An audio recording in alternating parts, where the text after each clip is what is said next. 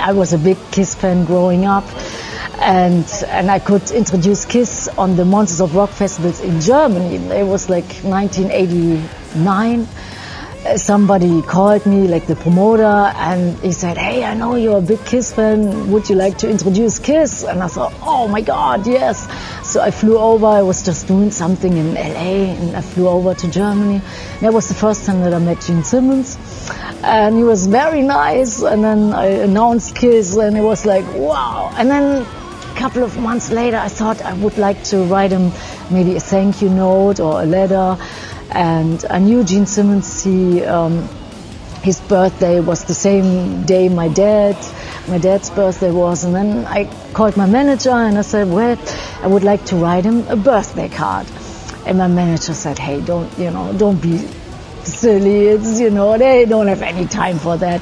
And I thought, yeah, but, I thought maybe doing something together, maybe recording a Kiss song or maybe writing a song together. And he said, okay, I don't think it will work out, but, dream on, So a couple of months later, I was living in Manhattan, and my manager, Alex Grobe, at the time, he called me. He said, Doro, get out of bed. There's somebody who wants to meet you. Come to this hotel, Parker Meridian Hotel, 57th Street. And I said, who is it? He said, well, it's a surprise. And I thought it's maybe some friends from Germany or some family. And I went there. I didn't take a shower. I just put some clothes on, no makeup, which, it was just my normal self. And I met my manager outside the hotel, and I asked him, so, please tell me who it is. And he said, Gene Simmons. I said, what? You didn't tell me? And I'm not made up. And I was getting so nervous, and I walked 3 times around the block.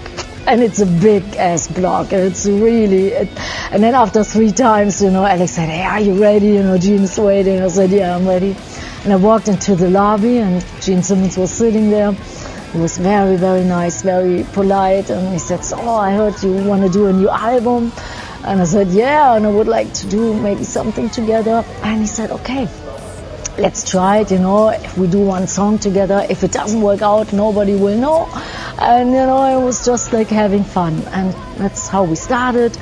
And we started in New York, and then we recorded in LA, and then we produced the whole album, wrote many songs for it, which he now is, I will meet him in a couple of weeks. He will give away the vault, all his songs he'd ever done, and many songs are actually on our album. It was 1990. It was just called DORO, and the coolest thing was to be friends with Gene Simmons. He was definitely, he was great, and I learned a lot because he had a great way of showing you things. And I know he was a school teacher before, and he was always very interested in that you would learn something.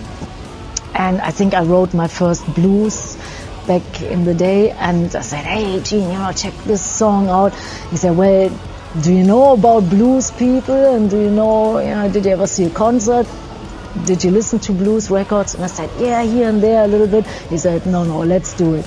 And then we walked into a little tiny club. Dr. John was playing, and he said, okay, Dora, I want you to know everything about blues and, and musicians and singers. And then, and then the next day he had a stack full of records. He said, okay, now you listen to every single one of them, and then you can tell me about, singing a blues song. And I thought, wow, so very cool. Yeah.